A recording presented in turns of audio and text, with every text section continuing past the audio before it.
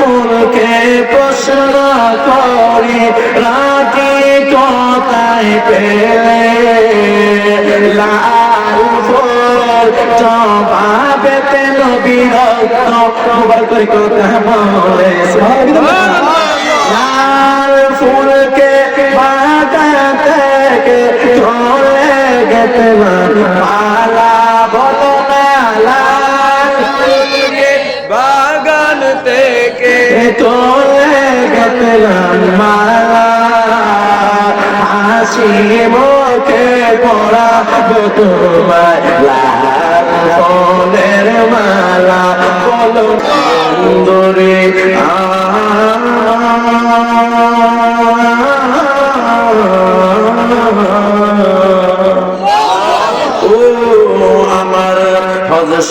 শাহ কামাল হাসান রাহমাতুল্লাহ আলাইহি এর ইসালে সাওয়াব উপলক্ষে কুরশি গ্রামের সকল মুর্দেগানের ইসালে সাওয়াব উপলক্ষে অষ্টম বার্ষিক ওয়াজ ও দোয়া মাহফিলের বন্ধুরা ও আমার নবীগঞ্জের বন্ধুরা ও আমার যুবক ভাইয়েরা ও আমার পর্দার আড়ালের মা বোনেরা আসেনি পর্দার আড়ালের মা বোনেরা মাইকের আওয়াজ যতটুকু পর্যন্ত যাইতেছে রে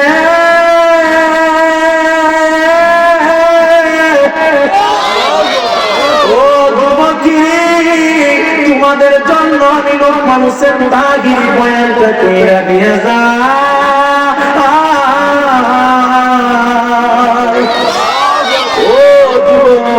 তুমি মনে করছো আরো অনেকদিন বাঁচবা না আমি এমন এখন কিন্তু আমার মেইন পথে ঢুকে গেছি অসুবিধা হচ্ছে মৌচাকের মতো বসা আলহামদুলিল্লাহ আমার দিকে মন দিয়ে তাকায় থাকবেন আমি কি বলি আমার কথাগুলো মন দিয়ে শুনবেন ঠিক আছে শুধু শুনলে হবে নাকি কাজে বাস্তবায়ন করতে হবে একটু মনোযোগ দিয়ে শুনবেন সৌদি আরবের একটা যুবক জান্নাম সৌদি আরবের একটা জাহাজ ব্যবসা করার জন্য আরব সাগরের দিকে রওনা হয়ে গেছে সুবহানাল্লাহ ওই আরব সাগরের দিকে রওনা দিল সাগরের মাঝামাঝি পর্যন্ত যখন এই জাহাজটা গেল গো আল্লাহর লীলা খেলা বোঝা বড় দায় হঠাৎ করে আরব সাগরের মাঝখানে এমন ঢেউ শুরু হয়ে গেল গো এই ঢেউয়ের কারণে একবার জাহাজ নিচে যায় আর একবার উপরে যায়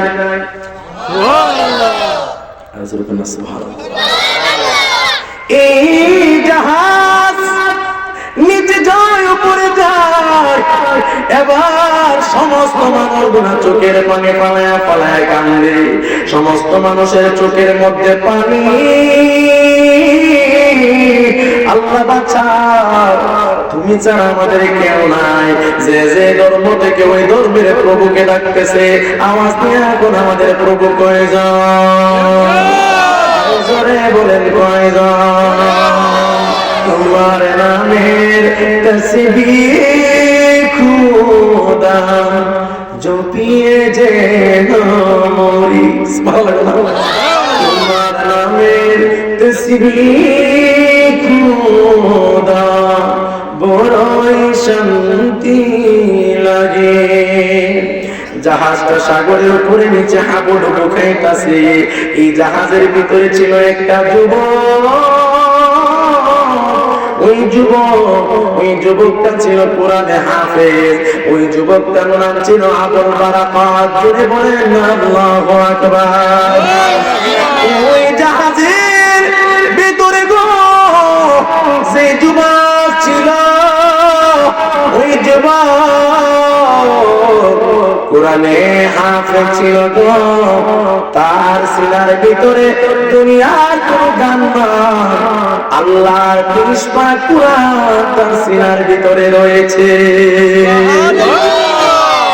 এবার ওই যুবকটা চোখের পানি ফালাইয়া আমার মাওলারে ডাকারিয়া কই মাওলা রে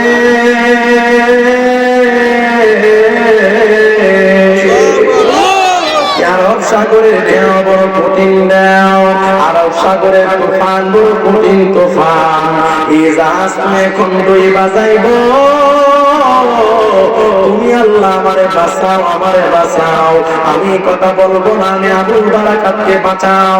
এ আসমানের মালিক, ও আসমানের মালিক, আমি বলবো না, আমারে বাঁচাও।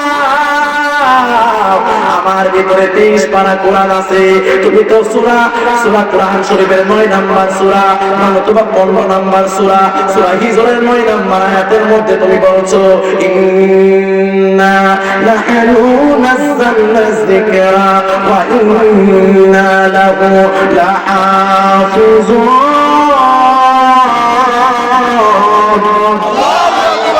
বিসমিল্লাহির রাহমানির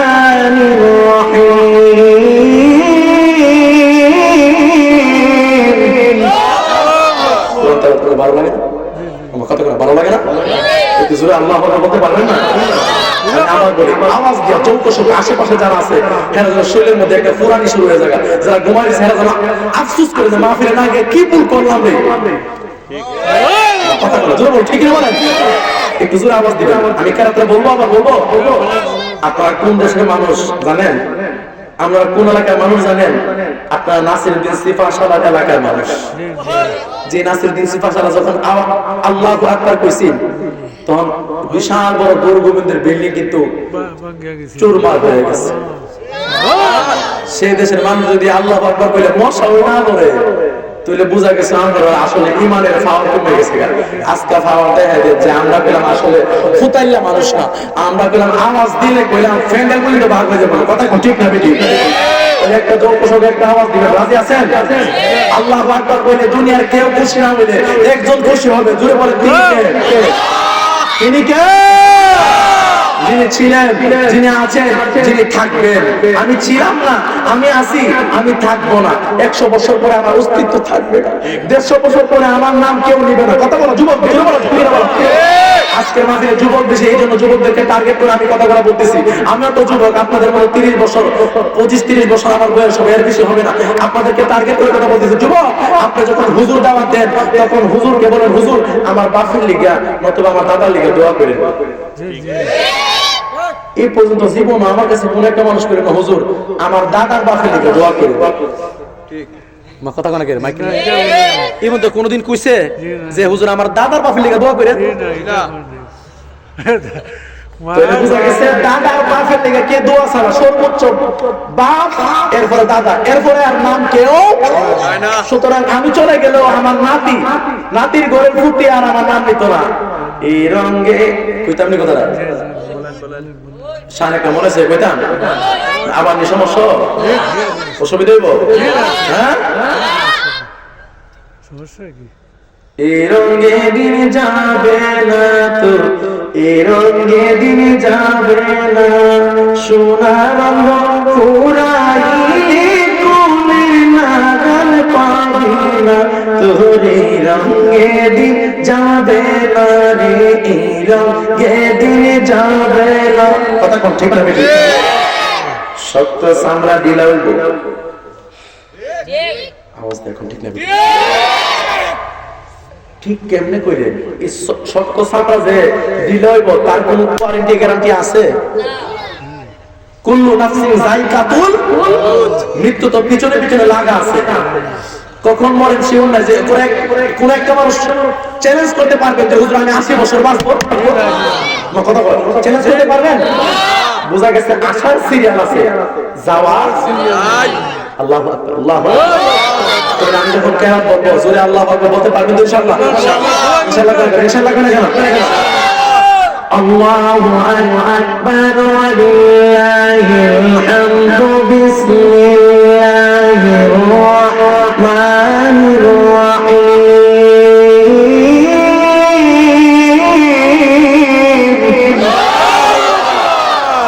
মাশাআল্লাহ, শান্তি লাগছে না বাজার? আমার চেহারা যে আল্লাহ করেছে, আমার অন্তরটা শান্তি হয়ে গেছে। মারহাবা করে কেন? 1000 বছর এখানে গান হতে পারে, কিন্তু আজকে আল্লাহু আকবার স্লোগানে আল্লাহর আরশ আজিম যেন খুশি হতে গেছে।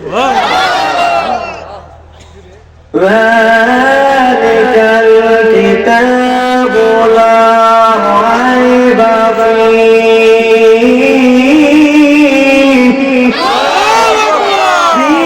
ফীহি হুদাল লিল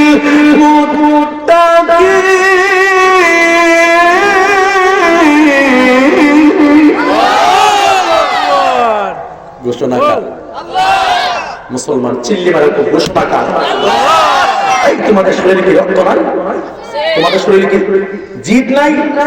তাহলে তোমার মুখ দিয়ে কত অশ্লীল শব্দ বের হয়, বন্ধু বান্ধবের সাথে কত কথা বলো, রাত্রে গভীরে ইন্টারনেট টিপো, মোবাইল টিপো, তাহলে তোমার শরীরে যে রক্ত থাকে, তোমার শরীরে পাওয়ার থাকে, সমস্ত পাওয়ার শক্তি তোমাকে কে দিয়েছে? এই যুবক, তুমি আওয়াজ করে বলো, তুমি আল্লাহকে বেশি ভালোবাসো না আল্লাহ তোমাকে বেশি ভালোবাসো? আল্লাহ তোমাকে বেশি ভালোবাসো। আল্লাহু আকবার, আল্লাহু আকবার। বিসমিল্লাহির রাহমানির রাহিম। কোরআন তেলাওয়াত করলে খারাপ লাগবে? হ্যাঁ, দরকার আছে না? দেখবেন কোরআন তেলাওয়াত করলে ইমানের জজবা কেমনে বাড়ে, ভিতরে একটা দেখবেন একটা আলাদা একটা ইমোশনাল, আলাদা একটা স্পিরিট, আলাদা একটা পাওয়ার তৈরি হয়। এই পাওয়ার কে দেয়? আল্লাহ। এই যে বলো, কি পাওয়ার কে দেয়? বিসমিল্লাহির রাহমানির রাহিম।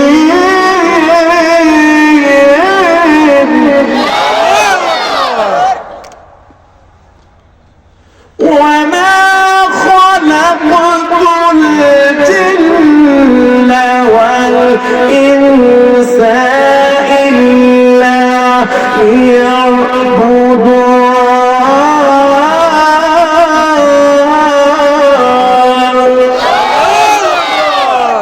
ذلك الكتاب। এটা এমন একটা কিতাব, ফিহি হুদাল লিল মুত্তাকিন, যার মধ্যে রয়েছে মুত্তাকিনদের জন্য হেদায়েত। সুবহানাল্লাহ। ওমা খালাকাতুল জিন্না ওয়াল ইনসা ইল্লা লিয়াবুদুন। ইনসা এমন মানুষ এবং জিন জাতিকে, ইল্লা আমি কি পাঠাইনি, হে পাঠিয়েছি কেন? লিয়াবুদু, একমাত্র আমার ইবাদত করার জন্য। সুবহানাল্লাহ। এই যুবক, আরব সাগরের মাঝখানে লঞ্চ পানিতে হাবুডুবু যাচ্ছে, মনে আছে? মনে আছে? মনে আছে? অনেক ধরনের মানুষ ব্যবসা করার জন্য রওনা দিছে, যার যার ধর্মের নিয়মে আল্লাহ রাখতেছে, কিন্তু এখানে একটা কোরআনে হাফেজ আছে। ওই কোরআনে হাফেজ কি বলে? আল্লাহ আমারে বাঁচানোর দরকার নাই। মনে লাগে কিনা? কারে বাঁচার দরকার নাই? আবুল বারাকাতকে বাঁচানোর দরকার নাই, তুমি আমারে বাঁচায় না। আমার ভিতরে যে 30 পারা কোরআন মুখস্থ করছি, তুমি এই কোরআনকে বাঁচান লাগবে। সুবহানাল্লাহ। এটা চ্যালেঞ্জ করছে আল্লাহর সাথে। কি করছে? সুবহানাল্লাহ বলে গেলি গা। পৃথিবীর কোনো কিছু চ্যালেঞ্জ করা যায় না, কোরআন নিয়ে আল্লাহ নিজে চ্যালেঞ্জ করছে। এই অবিশ্বাসীরা, আমি আল্লাহ চ্যালেঞ্জ করলাম, রাসূল আপনি জানায় দেন, একটা অক্ষর, একটা নোক্তা, একটা জের জবরের কেউ আমাকে আল্লাহর কোরআনের ভুল ধরতে পারবে না। আল্লাহ চ্যালেঞ্জ করছে কিয়ামত পর্যন্ত।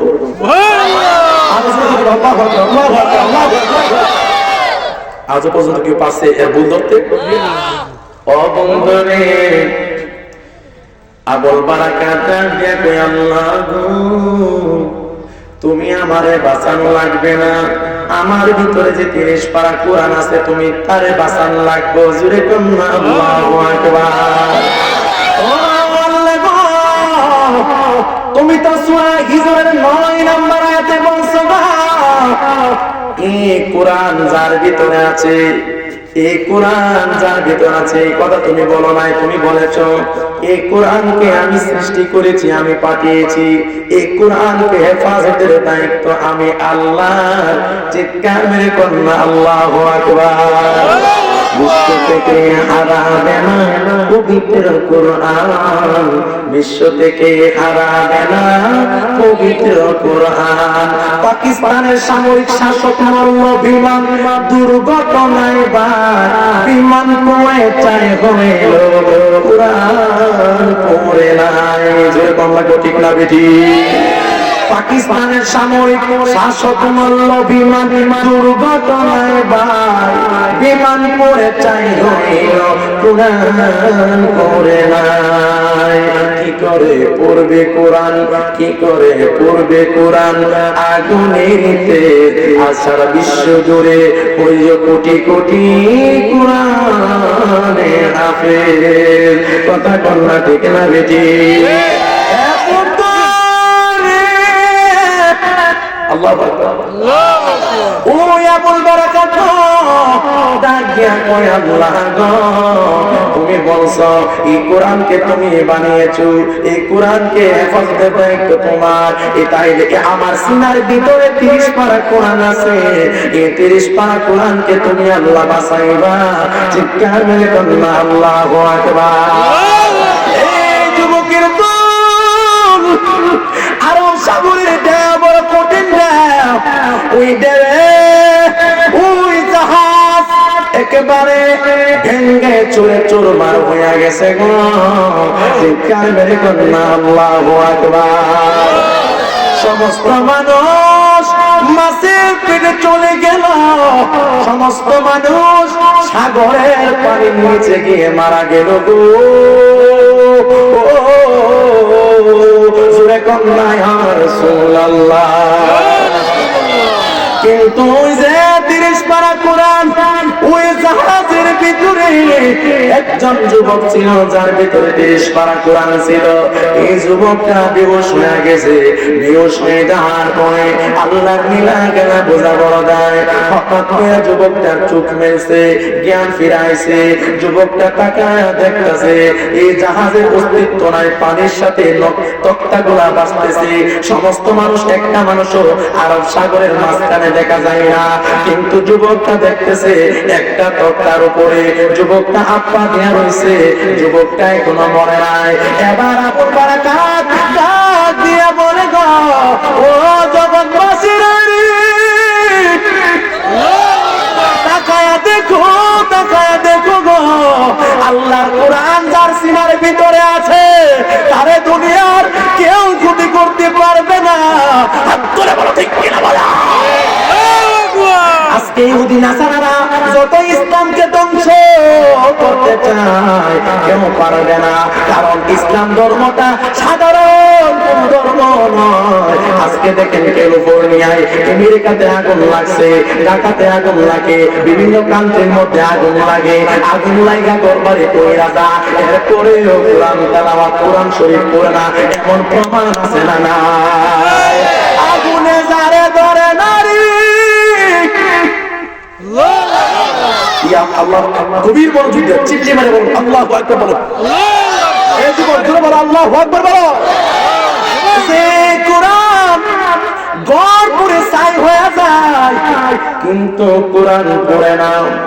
আমেরিকার ক্যালিফোর্নিয়া পুরা সারখার হয়ে গেছে গা, এমন বহুত তথ্য পাওয়া গেছে কোরআন পড়ে নাই। ঢাকার বড় বড় গার্মেন্টস পড়ে গেছে কিন্তু কোরআন পড়ে নাই। আরব সাগরের মাঝখানে জাহাজ ভেঙে চুরমার, সমস্ত মানুষগুলা মরে গেল কিন্তু আবুল বারাকাত মরে নাই। এখন একটা ডাক দিব, তারপরে আল্লাহু আকবার বলবেন। আবুল বারাকাত কেন মরে নাই জানেন?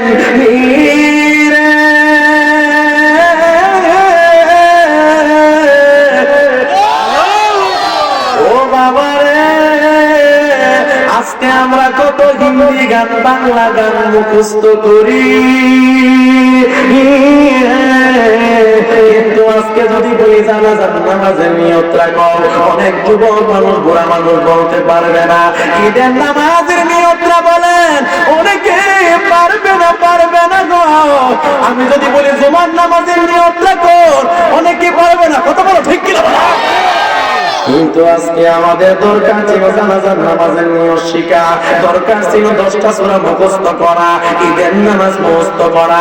জানাজার নামাজের মাঝে গেলে কই হুজুর বাংলা নিয়তটা কইয়া দিন, ঠিক কিনা বলা। আজকে কিন্তু আমরা অনেক কিছু মুখস্থ করি। ও কুরশি গ্রামের যুবক, ও হবিগঞ্জের যুবক ভাই, নবীগঞ্জের যুবক ভাই, ওই যুবক বলে হাই রে আমি কেমনে বাঁচলাম, আল্লাহর কোরআন আমার ভিতরে আছে, এই জন্য আমাকে পানিয়ে খায় নাই, মাছে খায় নাই, আল্লাহ আমারে বাঁচাইছে। গভীর মনোযোগ দিয়ে শোনা লাগবে আমার কথাটা। যুবকের তক্তাটা বাঁচতে বাঁচতে বাঁচতে বাঁচতে বাঁচতে বাঁচতে একটা মরুভূমির চরের মধ্যে গিয়ে লাগছে। এবার যুবক ওই চরের ভিতর থেকে ওইটা দাঁড়াইলো, আমি কোন দেশে আসলাম, সেই দেশে আসলাম, ওই দেশের নাম আমি জানি না রে। ও সে গ্রামের বাবা, যার কেউ নাই তার কে আছে। আজকে ভালো লাগতেছে, আলহামদুলিল্লাহ বলি, মৌ ছাঁকের মতো আওয়াজ দিচ্ছি। ভালো হবে না? আমার মনে হচ্ছে কুয়াশার মতো আরশ আজিম থেকে আল্লাহর রহমত নাযিল হচ্ছে। সুবহানাল্লাহ। আমার বিশ্বাস আজকের মাহফিল আল্লাহ কবুল করে নিয়েছে। সুবহানাল্লাহ। হেদায়েতের মালিক কে? আল্লাহ। কথা বলেন, হেদায়েতের মালিক কে? আল্লাহ। বলেন, এখানে কাউকে টাকা দিয়ে আনা হয়েছে? ভাড়া করে আনা হয়েছে? একমাত্র আল্লাহর ভয়, আল্লাহর মহব্বত, কোরআনের মহব্বত মাহফিলে গেলে মনটা এই মানুষগুলাই। আচ্ছা বলেন তো, এই যে বসছেন, আল্লাহ আপনাদের উপর খুশি না বেজার? আচ্ছা বলেন তো, আল্লাহু আকবার। এখন যে আল্লাহু আকবার কইছেন, এটা কি আল্লাহ কবুল করছে? জানি না, কথা বলে গেল।